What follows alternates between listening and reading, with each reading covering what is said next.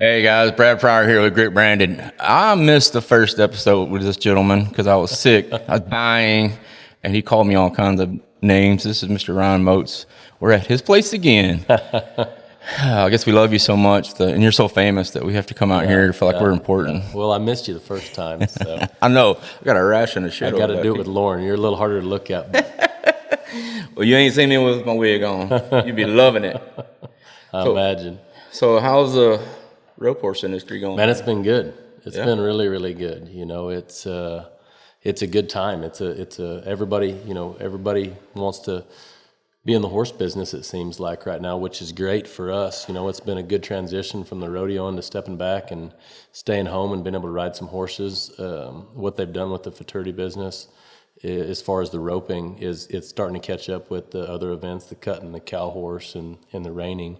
Has kind of went away. A lot of those events, you know, the bigger money's not necessarily at the AQHA World Show and stuff anymore, and used to for the team rope, and that was the only place. And now there's quite a few events throughout the year, you know, that's grown a lot, and it's a good time to be a roper, you know, with whether it was always the World Series finales coming up in Vegas, and it was always really, really big, but there's a couple events throughout the year, you know, with the Old West Futurities. They've come up with some new news the other day. You know, they're going to have a couple of events scattered throughout the year, but the solo futurity the other day paid $100,000, you know, for 4-year-olds. How was that? I didn't get to. It was outstanding. We had one horse in it, but I didn't. It's too good. Yeah, it was really, really good. And you know, any time that you can get the opportunity to compete for that type of money, it's the same as the NFR. You know, when you get to go with that good of money every night as the NFR, it makes the rest of it, you know, kind of worthwhile. So when there is those lucrative shows, you know, or futurities now,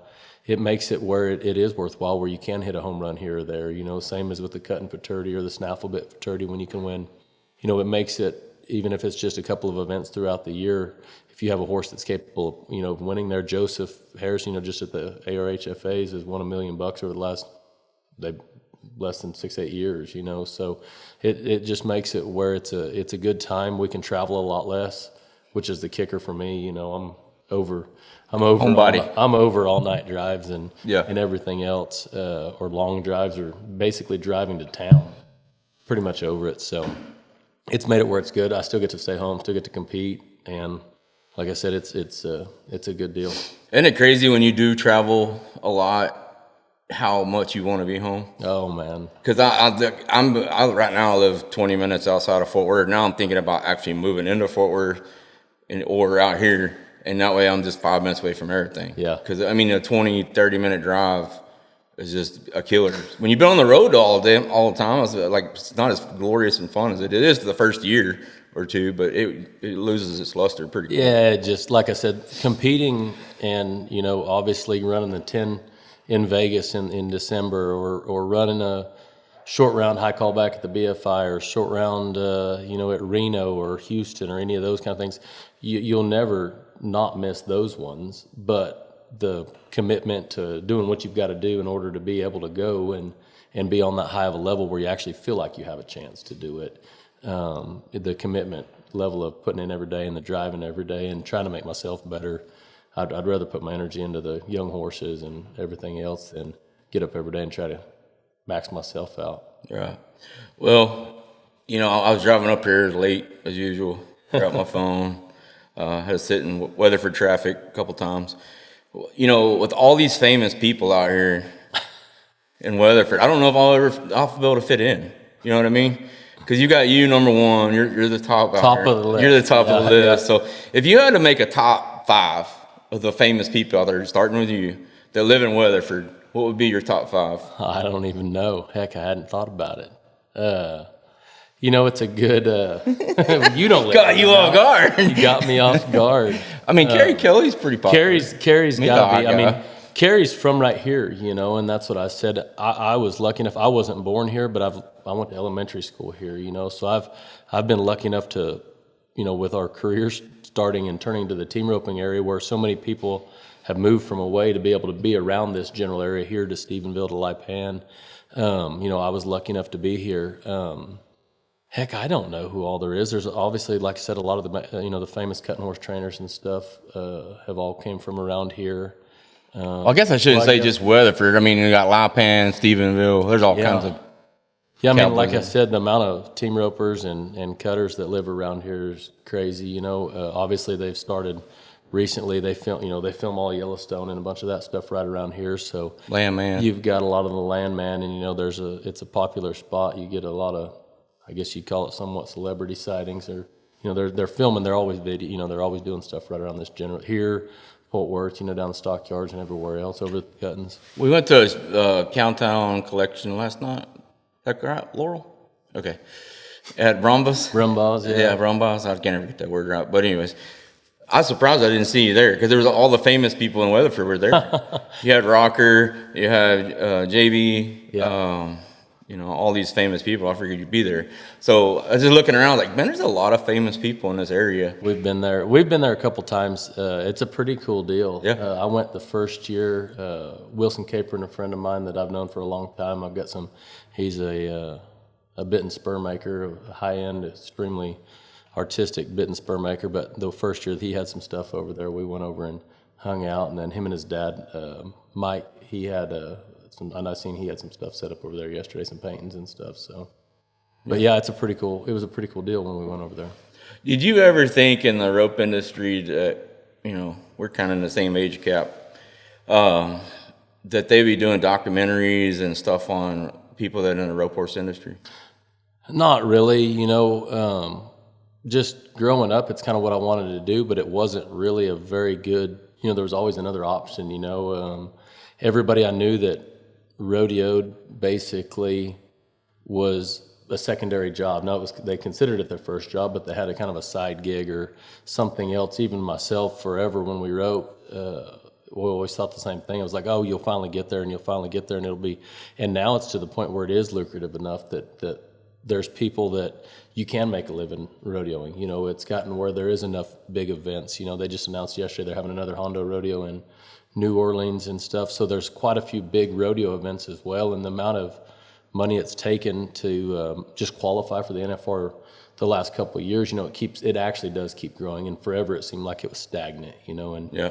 And with the rope horse industry, like you said, it's gotten to be something that's it's lucrative, it's popular. There's kids coming up that haven't rodeoed that are. Clyde Boljak's one of them. You know, Clyde's done amazing in this rope horse deal, and he came up as a, you know, within the last 3 or 4 years, and he won the intermediate trailer out there at for the year end at Amarillo last week. But he's not a rodeo guy. He's not he's kind of just a younger kid coming up, and we've had several younger kids.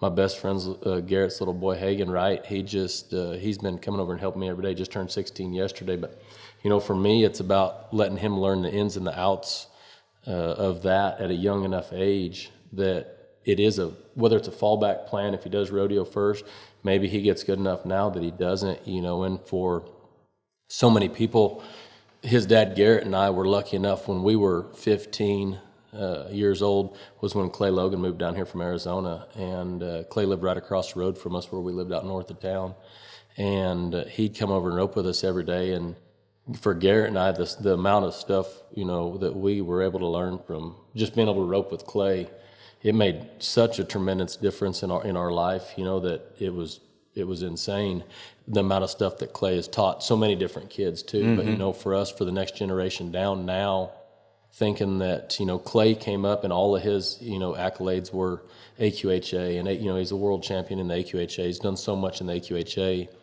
and it was okay, and it did pay good and stuff. But now what he can win, even what he wins now at the Futurities compared to what Clay was able to win, you know, actually earning-wise win throughout the year, it's way better now than it used to be, you know, even at where Clay is now. And so for the younger kids coming up, like you said, the documentaries and stuff, but it's just, it's a good time to have a horse. It's a good time, you know. Before there was always a cutter reject, you know, and stuff like that. And it was like you could go find, remember the days you could go find a cutter reject for $5,000, $7,500, and everybody wanted a 5-year-old that they could start roping on, you know, for $7,500, and you could sometimes find them, you know, back then. And now it's got to the point where I used to tell people a long time ago, it's like, if you want a nice young horse, you can go buy a well-bred 3-year-old that they already know is not going to make it for, you know, for the same amount of money. Everybody's like, I don't want one that young. It's like, I'll just buy them, turn them out in the pasture. They've already had a couple, you know, 18 months of riding or whatever they've had.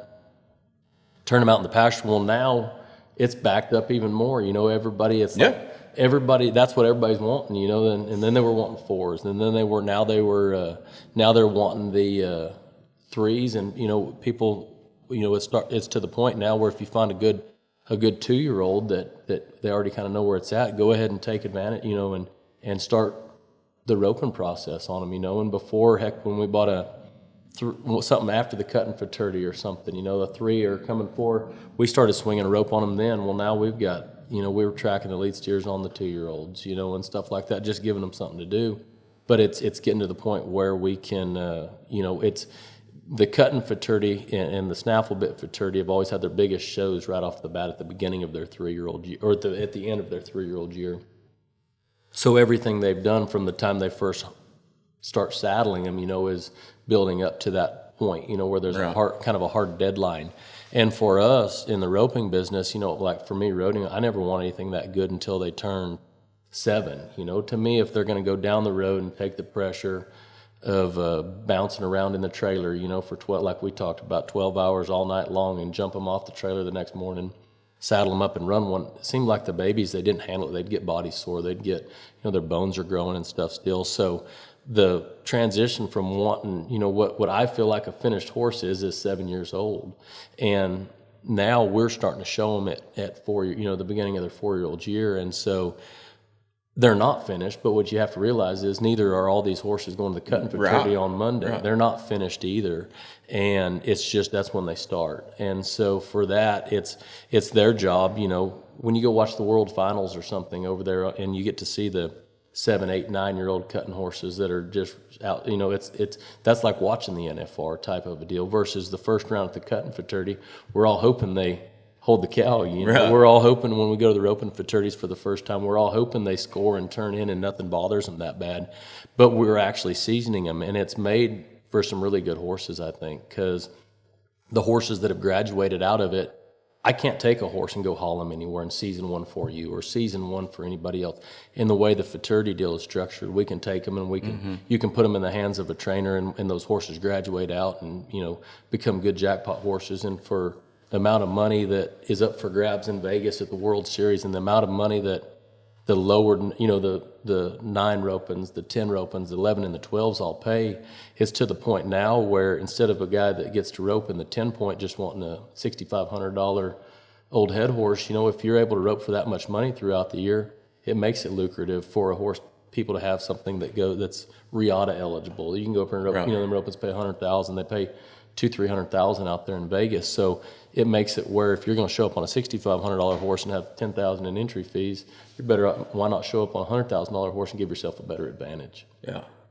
Don't you think it's kind of changed how people are breeding a little bit? Now you have people breeding for you never bred rope horses before. Right. That's one thing. You never bred. Few people did, but very few people bred rope horses before. And now it's to the point where the outcross, it's similar in the snaffle bit. You know, before there was snaffle bit studs, there was rope horse studs, but a lot of those were bred back to cutting studs or with the roping, some of it to the racehorse studs. But now people have started to, instead of just looking for that horse, they're actually breeding for it, same as they do in the cutting or the cow horse or the reining or anything else, where they can take the top level mares, you know. And I'm a big believer in mare power. All of our breeding programs always been based off of mare power. And I'm a big believer in a lot of the great mares have not every one of them is going to be perfect, sure, you know, but a lot of the really great mares have had produced a lot of really, really, really nice horses by different studs, you know, and the common denominator is always back to that mare. So it seems as, I don't know if it's 70% mare, 30% stud, whatever it may be, but you can actually take a nice rope horse now, and before it was a hobby. If I wanted to breed one of my nice rope horses, sure, it was a hobby because there wasn't a good way to get written. Basically, if I wanted to sell them, there wasn't as high of a demand for a 3-year-old by one of mine. And so if they finished out and they were a nice horse, that was good, but it wasn't to the point where, look at what Dixon Flowers have done with, DT Sugar Check's Wiz. It's like she was a Billy Jack's rodeo horse, and JD did good on her at the horse shows. And, for what all they've had, they've had good horses out of multiple different studs. The Hickory Holly Time's good. The one by our stud, CD Lights, is Notorious B.I.G. He's been outstanding, for Billy Jack's won everything, and I think he's going to be a very good breeding stud as well. But there's so many different horses out of that mare that have become good horses, and it makes it where it's lucrative for somebody to keep a good mare. And before, the roping industry was basically built off of geldings, and that's the old thing. And in forever, even when I was younger, my mom and sister, and then breeding the cutters, they were hoping for fillies. Every time we come down here, we fold out a lot of mares for people and stuff, and everybody in the cutting or horse industry was hoping for a filly. You're always happy with whatever. Well, I was always hoping for a gelding. Yeah. You know what I mean? Because that's what I wanted. Well, I've had good luck, and I've had a lot of nice mares, but primarily to travel, you think of the gelding. Well, over the last 10 or so years, it's kind of transitioned where you'll see more. You never seen studs down the road very rarely, and now you've seen several different studs that people have been hauling in that trying to make the NFR on different studs, whether it's the one, Caleb Drigger's Metallic Payday that's graduated out. Billy Jack's been rodeoing on Biggie. There's several different ones out there. The Oz on a Hot Streak that Lane Mitchell rode this year. So there is a demand, for the studs, and they can come through the Futurity program, and you can still keep promoting them in the rodeoing.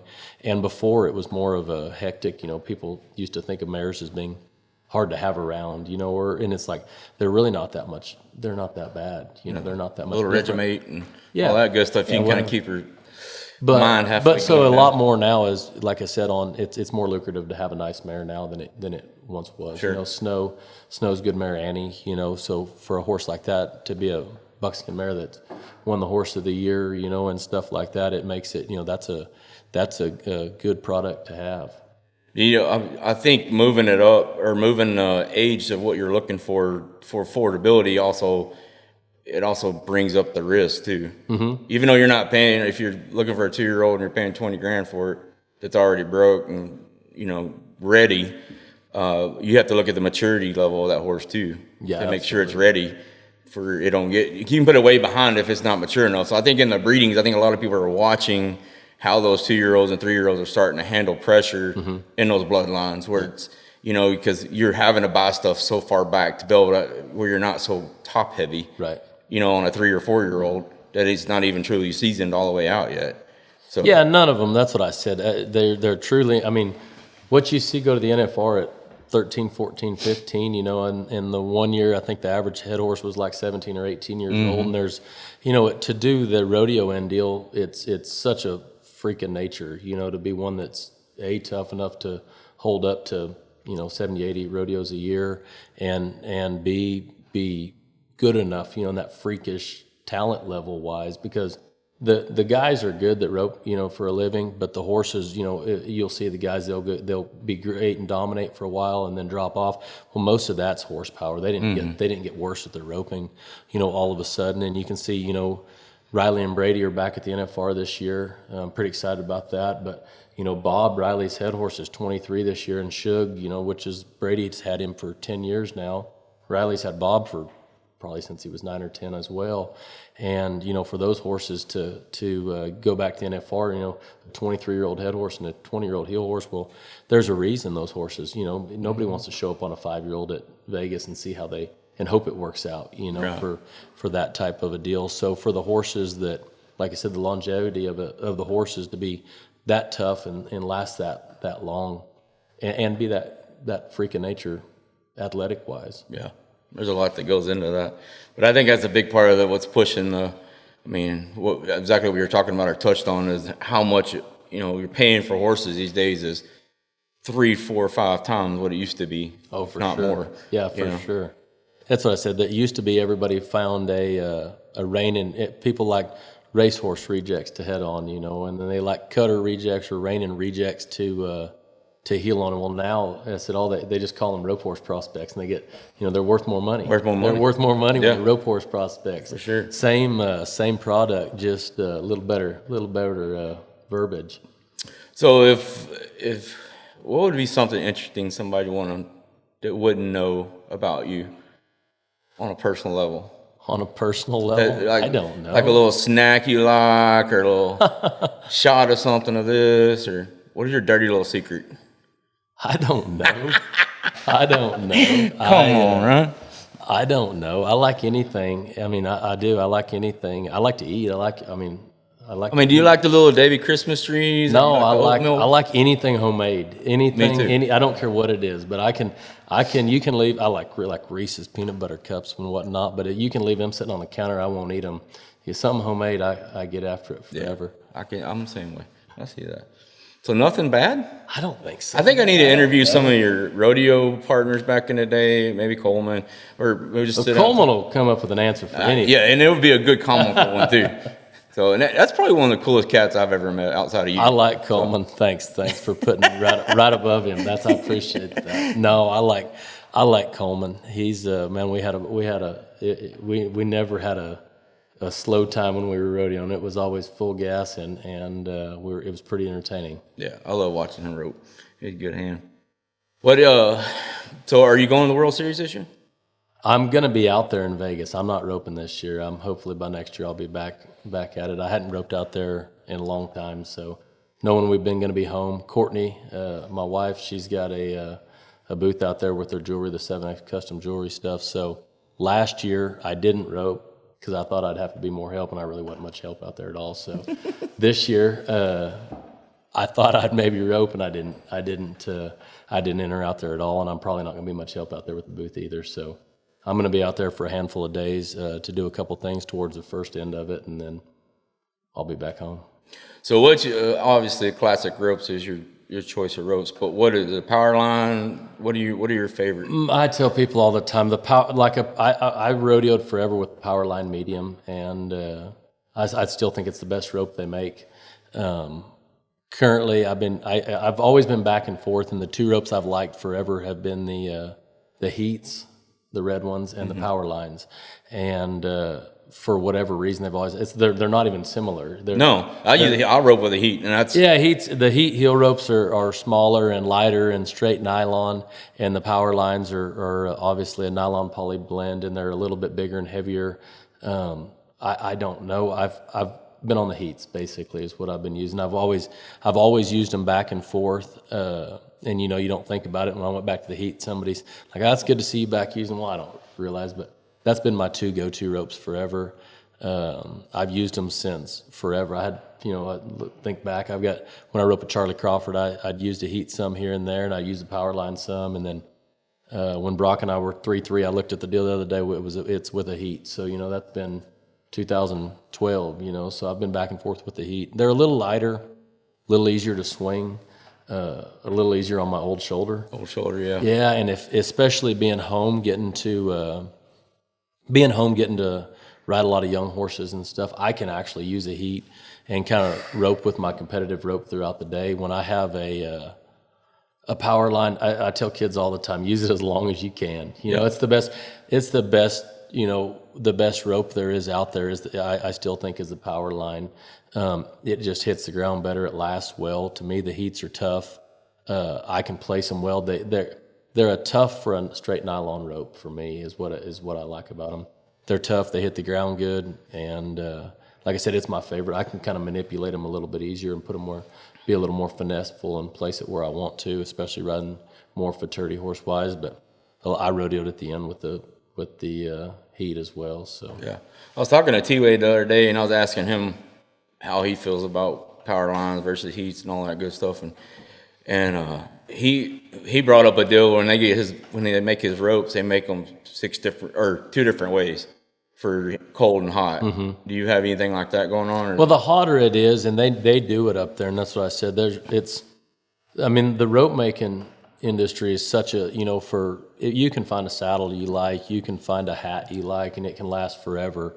But, for me, there's no classic by far is the best. It's not even comparably close. That's my personal opinion. That's the truth. I'm right there with That's the truth. But there's no comparison. But the way they're able to adjust it, right now we're hot here today, in for November, and it's cold as heck up north, you know, so you're trying to make a rope that kind of fits every area. You know, it's cold up north in Arizona, it's going to be hot for a little bit longer. And so the more warm weather it is, the more they'll want them essentially to put a little more backswing in them. And the colder it is, they'll put a little more load in them. I'm just kind of straight all the time. If it's going to be super hot, a little more back, but not necessarily just a whole heck of a lot. So yeah. I don't use super stiff. I'd rather go, to me, if the one thing I heard a long time ago and I'd remembered hearing it when I was a little kid, and Denny Watkins had said before when he was doing a school with my dad a long time ago, he was like, I think you're better off using the stiffest rope you can control. And I think that's very, very good. I think that's exactly the truth.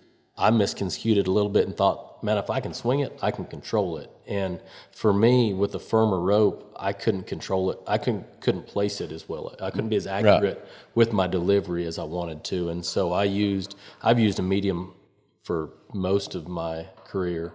But for me, a medium, I think people, just generally speaking, need to don't be afraid to step down a notch, you know what I mean? And make sure you can actually control where it goes, not just make it go around your head.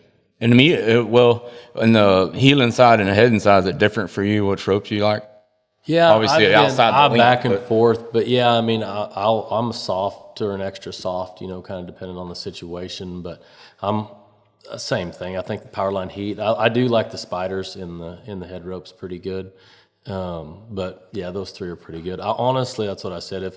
If they quit making the heats, I'd use something else that Classic made. You know, yeah, the one thing wouldn't change is the type of rope. And not to knock anybody in the rope industry, because there's a lot of our friends outside of this, but Classic's been around forever. When I was roping, I'm making my debut back into the world of roping, but it's like 20 something years ago. Classic Powerline. 1985, I think. You know, they had old money makers back then, and they've been around forever. And George McQuain, he's up there now. He's been there with them forever. You know, and George is who I do on my ropes. King George, they call him. I mean, for a reason. He's the rope master. You know, and he's been with Classic for a long time. And you know, he makes sure we got what we need. You know, as far as the guys out there. Driving up and down the road, and you know, obviously everybody else, you know, it's such a big, like we talked about with the horses and everything else, there's so many people that rope now, you know, and with it being competitive, you know, you need to, for me, practice. And you know, we've been showing some head horses in the Futurities, and I just grab an old head rope off the deal. Well, if you actually want to be sharp with it, you can't, you know, you got to use something that feels pretty good and kind of gives you the same response because you're actually working at it, you know. And so but they've been, like I said, Classic's been around 1985, I think, you know, and so it's crazy how long they've been good. What equipment has changed the most, you think, over the years, or advanced, or I don't know? Now we got pneumatic chutes, we got everything, man. Just it's all come, like I said. I mean, the amount of, you know, it seemed, like I said, when I helped Clay a long time ago, we had the rattiest chute you've ever seen, you know, and it was at the place when he moved to Granbury over there. It was built in, it was a homemade chute, you know, and if a cow hit the front gate, it opened, you know what I mean? It had this little thing, and you flopped it over and loaded the steer, flopped it back up, and pull the string, and it was just an old square tube and pipe built chute, and it was so much work to get the cow in the chute that we never hardly scored, you know. Right. And all our horses seemed to score good. You know, you never really realized that much. And now there's so much cool tools that make it, you know, easier. Obviously, like I said, we got preferred air chutes and stuff like that, and it's not a necessity, but it's a luxury, you know. Especially using it all day long, like you all day long. You know, if we run 150, 200 steers through the chute a day, you know, going to what we're doing, it really does speed up our day. And, you know, I think people's knowledge has gotten a lot better because it's gotten to where you could actually do it, you know. And used to, we talked about it the other day, it's like just the saddles, you know, the amount of good saddle. Used to the team ropers, you know, the cowboys and cutters and, you know, people that actually did it, they had nice saddles, and the nice team roping saddles was just, you know, well, it was just some people had them, most people rode, you know, you weren't cool unless you rode this $800 saddle you won last week, Right. you know, and that type of a deal. And the bits, you know, I think people's knowledge of horses and horsemanship people have actually put some effort into it. There's so many different ways that now that you can look up anything you want to, whether you're YouTubing it or, you know, reading through the Team Roping Journal or whatever you've got. You can do anything you want in order to gain the knowledge that I think people are actually smarter about it. Whether that's used to, people had one saddle, one bit, you know what I mean, a set of pads, and they kind of went with it, you know. And even further back, they started the year with a rope and tied a Honda in the other end, cut it off, you know, back when my dad and them first started rodeoing. And now it's, you know, everything's gotten so much, people's got more knowledgeable, they've got more options. Sometimes it can be confusing, but just the different types of ropes used to, you didn't have that luxury of the different types of ropes. But I think the bits, like I said, and so many more people have gotten better bits and better equipment and everything else. It's made the team roping so much better. I think something that people haven't thought about is there's a lot of people that are coming in our industry, and I believe they're coming into our industry because they're seeing the things that they may have heard about the horse industry, or, oh, we're roping a poor cow, but it's going to hurt it. People have no idea how much we put into the cows, the horses. Like, we don't want them to get hurt. No. We don't want them to lose weight. They're pretty much taken care of better than we take care of ourselves. and I think that's kind of welcome people in, like, oh, this cowboy shit, so to speak, is pretty cool, and these guys are pretty nice guys, and they start hanging out with you, and they start figuring out, it's kind of cool that they're not judging us, or they're welcoming us, and like they do everywhere else in the world. So. No, I think, like I said, around where we're at in Texas, it's always, you know what I mean, it's kind of been more of a cowboy sided either way. But yeah, I think it's opened up more from, you know, there is, like I said, they've added the rodeo in San Diego. They've added the rodeo that's in Phoenix coming up this weekend. They've added also another Honda in New Orleans, but it's lucrative, and they've mixed it, you know, and made it actually mainstream, you know. And the PBR did some of that, and then you know, with the regular rodeos, there's the Calgary, the Houstons, you know, they can mix the rodeo and a concert, and you know, and make it an actual destination for people to go.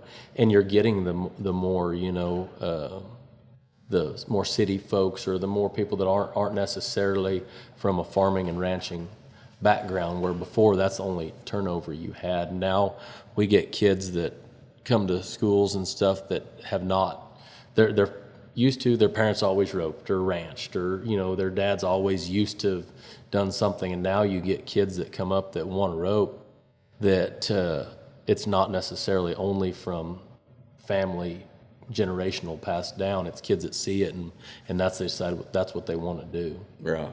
Yeah, they had a PBR in Madison Square Garden this year. I mean, that hadn't happened in a long time. That kind of stuff, I think, helps our market. Yeah, it's just, you can actually, like I said, to go before everybody was just scared to step outside of the, you know, into the mainstream deal, and it really has. It's grown. It's gotten to where you can, you know, some of the bigger rodeos and bigger, like I said, Calgary, Houston, they've done it forever, you know, and it's gotten to where it's obviously, if they keep doing them, it's worthwhile. Yeah. All right, we're gonna wrap this up. I gotta ask you a question, since you hadn't asked me no questions yet at all. But who do you think's gonna win in team roping? I don't have. I mean, there's no telling. It's T. Wade and Thorpe's last two champs. Obviously, T. Wade, since the first time he's made it out there, he's been awesome in the building. Caleb and Junior were slow to start off the year, and they've been on a heater, you know, as of late. And so there's no telling. It's such a long deal out there, but those two obviously are two that stand out the most. You know, kind of that seem like they're the kind of the two heavyweights that go back and forth. There's plenty of other teams, and it's such a hard 10 rounds out there that there's no telling. But if I had to pick, I'd pick one of those two. Do you know T-Wade pretty good? Nope. You don't? Yeah. I've known T-Wade since he's little bitty. Dumb question. I've roped with T-Wade forever. T-Wade's a good friend of mine, but yeah, he's one of the funniest people I know. And like I said, we've had a blast. We've roped around here off and on forever. And no, but T-Wade's he's awesome. He cracks me up. But the reason I brought it up is because I know you're more famous than everybody else. But Not T-Wade. but I was talking to him. He sends me a text the other day and said, "Hey, call me." I'm like, "Oh shit! What the hell do you want?" And I got on the phone. He's like, "Oh, hey, I got this, and this. I need to get quotes on this." He just rattling. Not even hi, how are you doing? It's just straight into all business, and then starts being a clown at the end of it. And like from talking to him to Wesley, Yeah. it's two different spectrums. I mean, Wesley's typically mostly all business, Yeah. and then T-Wade's the clown. Yeah. You feel like in a lot of those relationships, there's that serious one, and there's the. It helps a lot of times. It Buffett. does. It does, and it does. It helps. It really does because it's. I mean, you're essentially entering into a marriage. You know what I mean, and you're with them, but you're a business relationship with them as well. And so, when you start off in one of those deals, it does. You don't anybody you're in business with, but sometimes you put two exact personalities together and it doesn't match up. So not only do they talk, in the team roping about, oh, one guy runs close, one guy throws fast, or the header reaches and the heeler's more consistent, but trying to match that up as well as personality-wise. But that being said, if you take somebody that's extremely serious, and T-Wade clowns around, but he's a business person too, and I think that's the part that people have to realize is it doesn't matter if you're running your business at Rafter P or if we're talking about running an actual business of team roping, that you actually have to have a business mindset in some of that. And in general, people are Thorpe's pretty funny too. Yeah. And so they're both good for each other. But like I said, somebody needs to be able to handle the business, I guess, of it. So, but I think either one of them could. You know what I mean? So yeah. Whichever way it would be. And but yeah, it's two. If you have two people that neither one of them, they both want to joke around, they both want to not handle business. Those are the people that forget to enter rodeos and forget to pay their fees and stuff like that. And you just can't do that type of deal, Right. So yet if you're the guy that remembers to pay your fees, does all the entering, and you also have to if you're having to remind me every day that I need to pay my fees because I'm ineligible, it wears thin pretty quick. Sure. Well, and there's a lot that, when you're turning 3-4 seconds, you have all this stuff that's got to happen. The relationship and the balance of each other's got to be on point. There's more to just catching a steer. It's how you handle it. It's all the things to give you, the healer, an opportunity. It's hard, and there's been certain people that, there's been teams that start roping together, and you think, oh man, that's going to be outstanding, and it's not, and it's like, but it all matches up on paper. It should work, whether it's a quarterback, wide receiver, however you want to call it, and it's like, oh, that should be outstanding, and then they'll throw a team together, and you think, oh, I don't think that'll work that good, and it works out outstanding, and so they used to always say two guys. Now everybody's fast, and these kids they get faster Crazy. and faster and faster, And have the horsepower. And they've grown up with more horsemanship, I think, than some of them too. So they've got the horsepower, but they're not scared of anything, and they just keep coming from everywhere. Yeah. And that's why I said you get to a spot and it's like, man, they want it. I don't want to work it myself that much anymore. And it's man, they're good, and they're not scared of anything, and they just keep coming up more and more and more. And like I said, it just keeps getting faster and faster. When you're talking about so much needing to go right, you still have to match with something. And there's guys that want to hold on, and rodeo, you got to find somebody younger and faster. And it's no different than in any sport. Yeah. Well, good deal. Well, it's good talking to you. Laurel's over there giving us a stink eye that we need to wrap up. So, thank you for listening to Grip Brandon. Talk to you soon.